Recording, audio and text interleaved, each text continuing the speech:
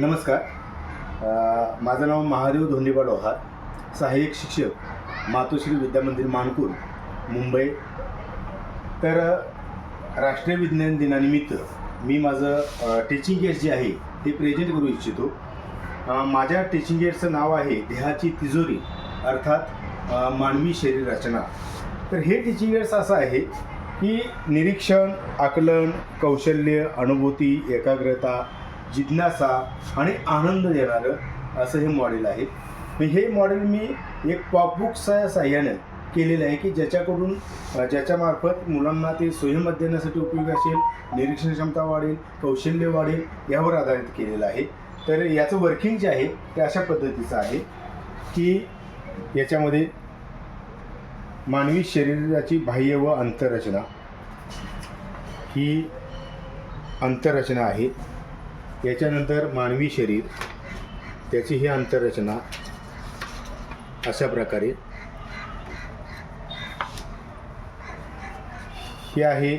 मानवी मेंदूची रचना, याच्यामध्ये मुलांना मानवी मेंदूची रचना दाखवताना बाह्य रचना, अंतररचना, मेंदूचे भाग, कार्य इथे आहे. एकाच वेळी मुलांना काय करायला मिळणार आहे, इथे माहिती मिळणार आहे. त्याच्यामुळं मुलांची निरीक्षण क्षमता वाढते आणि त्यांची आकलन क्षमतासुद्धा वाढते. त्याच्यानंतर आहे हृदयाची अंतररचना. हे हृदयाचे सगळे भाग आहेत. त्याच्यानंतर हृदयाचं कार्य आहे. इथे मुलांना त्याचं उत्तर वगैरे आहे, त्याचे इथं वाचायला मिळेल, त्याची माहिती इथे वाचायला मिळणार आहे. ही अंतररचना ही अशा पद्धतीनं आहे.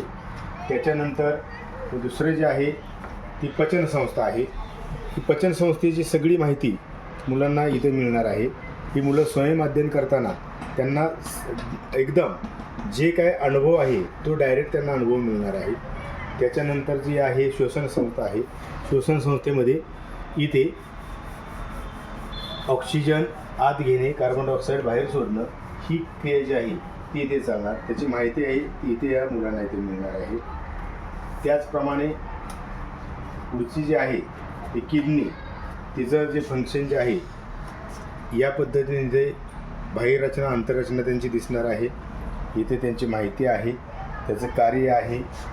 त्याच्यानंतर पुढचा पार्ट जो आहे तो नर्वस सिस्टीमचा आहे.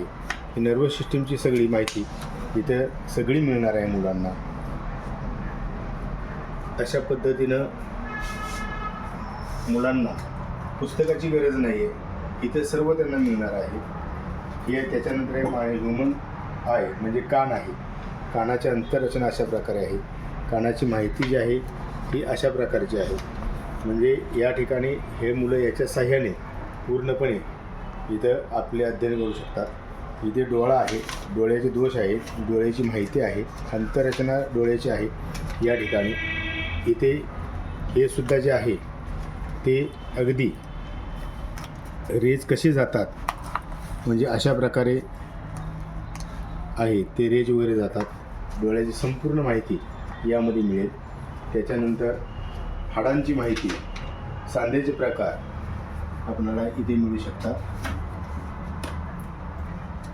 अगदी हाताची हालचाल, गुडघ्याची हालचाल, हा जबडा, त्याच्यानंतर ही बोटं जी आहेत ही म्हणजे हे अशा प्रकारचे जे आहे तर हे असं आपणाला हे मिळू शकतं. त्याची माहिती आपल्याला इथं या प्रकारे मिळू शकते. म्हणजे एकंदरीतच काय की मुलांना पुस्तक न वापरता या साहित्यातून एकाच वेळी संपूर्ण मानवी शरीराची ही माहिती मिळत असते.